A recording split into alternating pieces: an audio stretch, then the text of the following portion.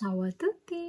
ඉතින් අවුරුද්දකට විතර පස්සේ මම ආයෙත් ව්ලොග්ස් කරන්න පටන් ගත්තා. ඉතින් අවුරුද්දක් පුරාවටම කට්ටිය ඇහුවා මොකද මම කරන්නේ ඇයි සද්ද නැත්තේ එහෙම කියලා. ඉතින් අවුරුද්දක් පුරාවටම මම කරේ මගේ ජීවිතේ කියන්නේ අත්‍යවශ්‍යම දේවල් ටිකක් තියෙනවනේ අපිට කරන්න. ඉතින් ඒ වැඩ කටයුතුත් එක්ක මාර විදිහට මම බිසි වෙලා හිටියේ. ඒවා ජීවිතේට වැදගත්ම දේවල්. ඉතින් ඒ දේවල් කරද්දිත් මම වීඩියෝ ක්ලිප්ස් වගේක් ගත්තා බ්ලොග් එකක් කරන්න ඕනේ කියලා. නමුත් බ්ලොග් එකක් එඩිට් කරන්නත් මයින්ඩ් එක ෆ්‍රී වෙලා තියෙන්න ඕනනේ. ඉතින් මගේ මයින්ඩ් එක ෆ්‍රී වුණේ දැන් තමයි.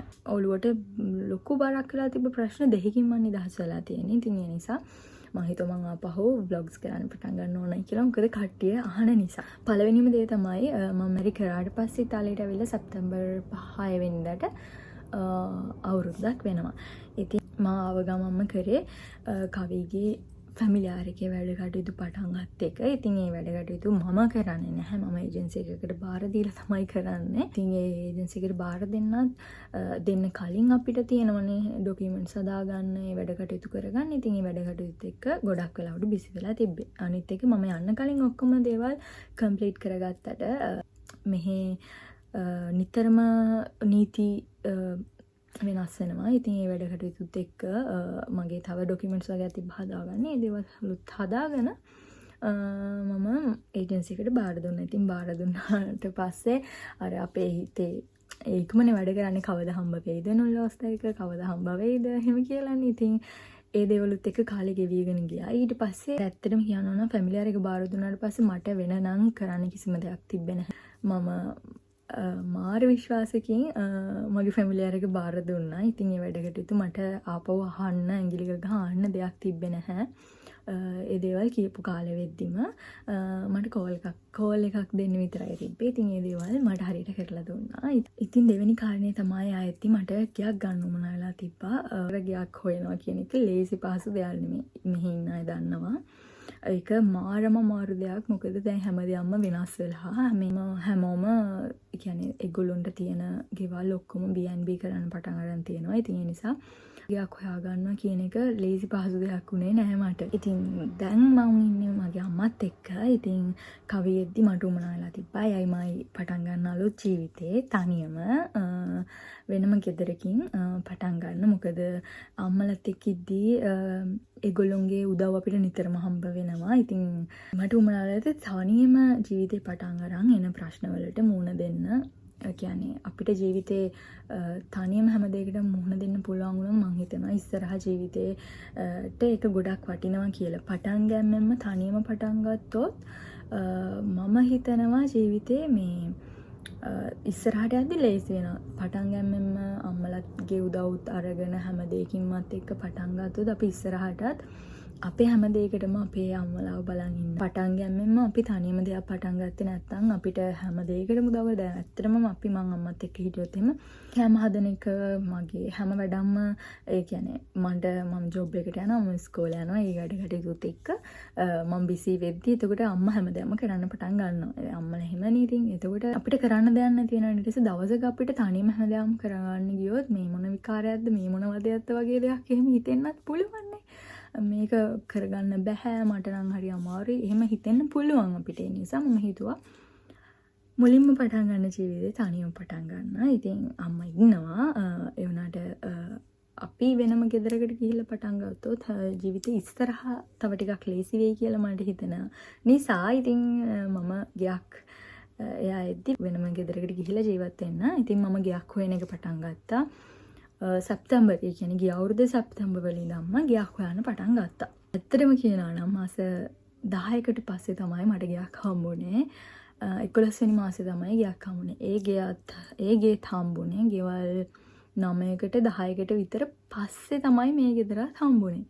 ඒ කියන්නේ මම ගෙවල් බලන්න ගියා ඒවා හරියන්නේ නැහැ. කියන්නේ හරියන්නේම නැහැ. ඉතින් ඒවල් එක්ක මම මාර ඉදිරි විශ්ය වෙලා තිබ්බේ. මොකද මට හම්බෙන ගේ හරියන්නේ නැති වෙද්දී මම මානසික වැටලා හිටියේ.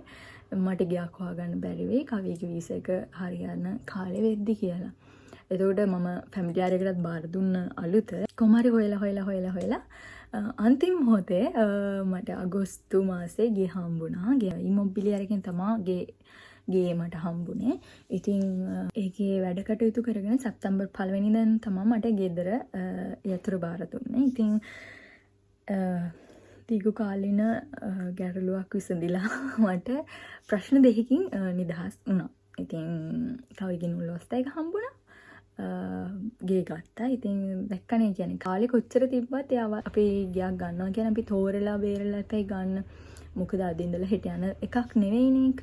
ඒ නිසා මම කරේ මාස 9ක් 10ක් පුරාවටම බැලුවා. 11 වෙනි මාසේ මට ගේ හම්බුණා. ඉතින් මට හිතට හරියන ගේ කලින් බලන්න ගියපු ගෙදවල් වලින් එක ගයක්වත් මට හිතට හරි ගියේ නැහැ. ඉතින් ඒ ඔක්කොම ඉවර කරගෙන මම අලුත් ගෙදර අධිකාරතා දැන් මගේ කොන්ට්‍රැක්ට් සයින් කරලා මට ගෙදර යතුරු බාර දුන්නා. දැන් ඒගේ මට තනිකර හිස් ගයක් හම්බුනේ. ඉතින් ඒ ගෙදර වැඩ කටයුතු කරගෙන යන ගමන් ඒ කියන්නේ මට චුට්ටක් ඒක අලුත් වැඩියා කරගන්න අවශ්‍යතාවයක් තියෙනවා සහ ඒකට අවශ්‍ය බඩු ටික දාගන්න ඕන. ඉතින් මේ වැඩ කටයුතු කරන ගමන් ඉතින් මේ ගේ ගන්න ගිය වෙලේ ගත්ත පොඩි වීඩියෝ ක්ලිප්ස් වගේක් තියෙනවා. ඉතින් දැන් අපි යමු ඒ ටික බලන්න.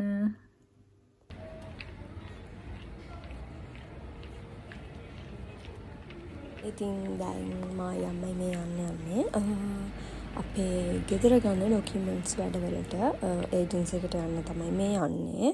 ඉතින් මුලින්ම මායි අම්මයි කියලා ගෙදර බලලා තියෙන්නේ. ඒ නිසා අපිට ආපහු බලන්න යන්න උමනාවක් තිබ්බේ නෑ. අපි ඩොකියුමන්ට්ස් වැඩ කරගන්න තමයි මේ යන්නේ. ඉතින් අපි මේ ඒජන්සි එකේ ඩොකියුමන්ට්ස් වැඩවලට තමයි දැන් ඇවිත් ඉන්නේ. අපි දැන් මේ වැඩ කටයුතු කරන ගමන් ඉන්නේ.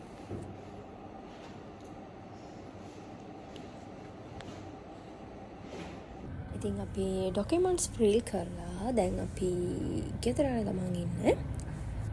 ඉතින් අම්මට එහෙම ගෙදර යන්න කියලා මම ඉතින් හැමදාමත් වගේ මම දුකට සතුටට හැම දෙයකටම යන තැනක් තියෙනවා. ඒ තමයි චර්ච් එක. ඉතින් මම අදත් ගිහිල්ලා මගේ ජේසුට මම කිව්වා මගේ අලුත් වැඩ කටයුතු වලට අලුතින් කරන්න ඉන්න වැඩ කටයුතු වලට මට උදව් කරන්න කියලා.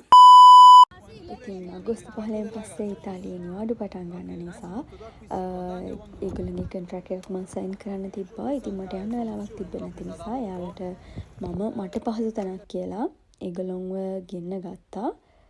ඉතින් මගේ කොන්ට්‍රැක්ට් එක සයින් කළා. තව මගේ යාළුවෙක්ට ගියක් බලන්න ඕන වෙලා තිබ්බා. ඒ ගැන කතා කරගෙන ඒගොල්ලෝ යන්න ගියා.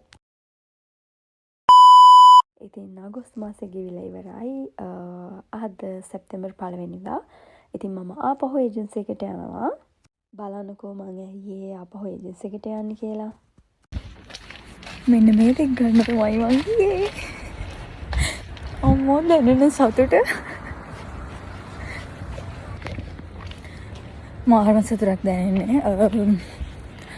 ලොකු බරකින් නිදහස් වුණා වගේ දැනෙනවා. කියන්නේ මේක මම ගොඩක් කලින් මාස 11ක් තිස්සේ වෙනවා. ඉතින් ඒ හොයලා හම්බුන්නේ නැහැ. අනිත් එක දැන් විසා වැඩ කටයුතුත් හෙට අනිද්දාම ඉවර වෙනවා. ඉතින් එතකොට ඒවට හෙට අනිද්දා දිහාම එන්න පුළුවන්. ඒ වෙද්දි මම ගෙදර වැඩ කටයුතු ඉවර කරගන්නත්.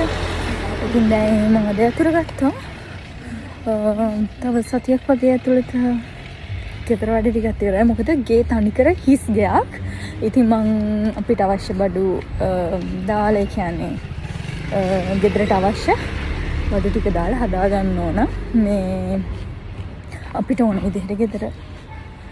ඉතින් දවසක් තියෙනගේ මම හිතුවා ගෙදර ගිහිල්ලා එන්න. ඉතින් ගිහිල්ලා බලලා මොනවද හරියට මොකද මම එක දවසයි බලන්න ගියේ. ඊට පස්සේ මට යන්න හම්බුනේ නැහැ. ඉතින් දැන් මම ගෙදර ගිහිල්ලා බලලා වහින්නත් වගේ කුඩයක්වත් තේ නැහැ. පාරට ගිහිල්ලා තමයි බලන්න ඕනේ. ගෙදර යනවද නැත්නම් ඒ කියන්නේ අපි ගත්ත ගෙදරට යනවද නැත්නම් අපේ ගෙදර යනවද කියලා. මේ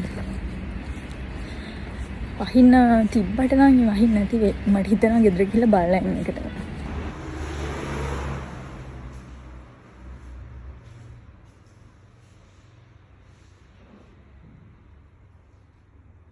ඔන්න ඉතින් මං ගෙදර ආවා. මේක තමයි අපේ ගෙදර. ඉතින් මේ විදිහට තමයි මට ගෙදර හම්බුනේ. තව ඉතින් මේකට බඩු දාන්න ඕන, ඔක්කොම ක්ලීන් කරන්න ඕන, ප්ලේන් කරන්න ඕන, ඒ හැම දෙයක්ම කරගන්න ඕන. ඉතින් මම ඊළඟ බ්ලොග් එකෙන් අරන් එන්නම් මට ඕන විදියට කොහොමද මම ගෙදර හදාගත්තේ කියලා. ඉතින් මගේ බ්ලොග් එක බලපු ඔයගොල්ලන්ට ග්‍රාත්සේ. ඊළඟ බ්ලොග් එකකින් හම්බෙමු. චාෝ.